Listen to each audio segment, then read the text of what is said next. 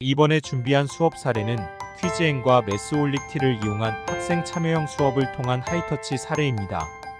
같이 한번 살펴보겠습니다. 먼저 수업 설계 및 배경을 설명드리겠습니다. 지루한 단원 마무리 수업에 학생들을 참여시키기 위해 퀴즈앤이라는 퀴즈 플랫폼을 사용했습니다. 퀴즈앤은 빨리 문제를 맞추면 점수가 높아지므로 학생들의 수업 참여도를 쉽게 높일 수 있었습니다. 첫 번째 시행착오입니다.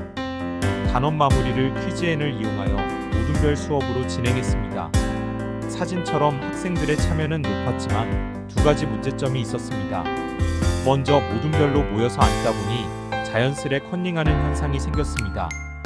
두 번째로 제한적인 와이파이 환경에서 30명의 학생이 동시 접속을 하다 보니 튕기는 현상도 발생했습니다.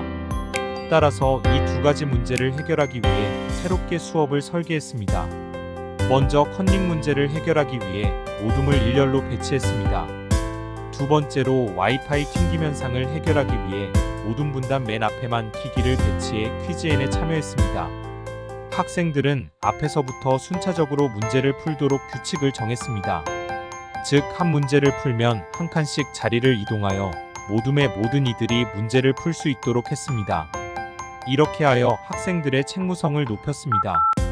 그런데 여기서 두 번째 시행착오가 발생했습니다. 수학이 어려운 친구들의 경우 모둠 내 책무성 때문에 자신의 차례에 문제를 못 풀면 자존감이 떨어지는 현상이 발생했습니다.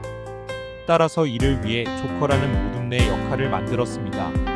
조커의 역할은 조커 문제를 푸는 것인데, 조커 문제는 점수가 2배, 난이도가 최하인 문제입니다.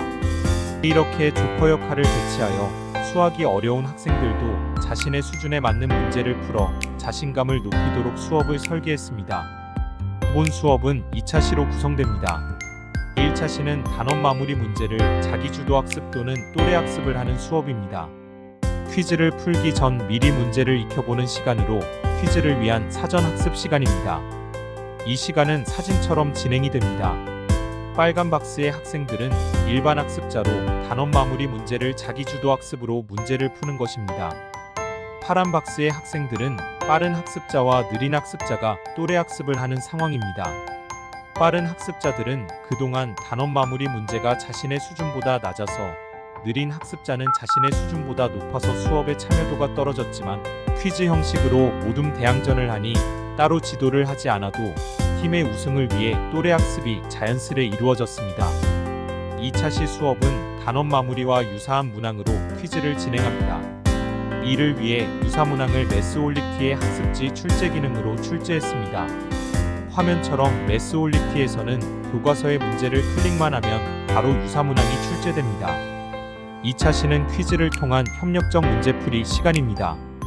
퀴즈에는 빨리 풀면 점수가 올라가므로 학생들의 참여를 높일 수 있었습니다. 또한 조커 차례가 되면 맨 뒤에 앉아있던 조커 역할의 학생이 문제를 풉니다. 이때 조커가 푸는 문제는 점수가 2배, 난이도는 최하입니다. 퀴즈를 진행할 때 주의사항은 전체 모둠 랭킹을 문제풀이 중반 이후부터 공개하지 않는 것입니다. 문제풀이가 어느 정도 진행되면 모둠 랭킹이 확정되는 경우가 있기 때문에 중반 이후부터 점수를 공개하지 않아서 모든 모둠이 퀴즈에 끝까지 참여하도록 해야 합니다. 이렇게 매스올릭티로 출제가 간편해지고 퀴즈앤으로 학생 참여도를 높일 수 있었습니다. 이제 수업에 사용된 기능들을 익혀보겠습니다. 먼저 매스올릭티의 유사문항 출제 기능입니다. 학습지 아이콘을 클릭하고 새 학습지 만들기 선택합니다. 교과서를 클릭하고 학습지 만들기 선택합니다. 교과서를 검색하고 학교에서 사용하는 교과서를 선택합니다. 학습지 만들기를 선택하여 유사문항을 출제합니다. 교과서에 단원 마무리 문제가 있는 페이지를 찾고 문제들을 선택하여 쌍둥이 문제 출제합니다. 이때 유사문항이 실제 단원 마무리 문제와 난이도와 유형이 유사한지 점검해야 합니다. 조커 역할을 하는 친구들이 푸는 문제가 난이도가 높아진다면 문제가 조커 학생들의 역할에 부합하지 않기 때문에 이를 주의해야 합니다. 이제 학습지를 생성하면 끝입니다. 이제 퀴즈앤으로 퀴즈 만들기를 살펴보겠습니다. MI쇼에서 플러스 버튼 클릭합니다. 옵션 기입 후 등록합니다. 즉 쇼 제목과 태그, 공개 여부를 선택한 뒤 등록합니다.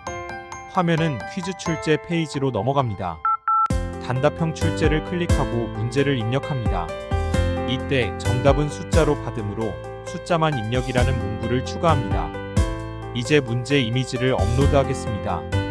카메라 아이콘을 선택하고 매스올릭티에서 출제한 문항을 등록합니다. 카메라 아이콘을 클릭하면 다음과 같은 화면이 뜹니다. 가져오기를 누르고 플러스 버튼을 클릭하면 이미지 파일을 업로드할 수 있습니다. 마지막으로 정답, 시간, 점수 설정 후 저장하면 끝입니다.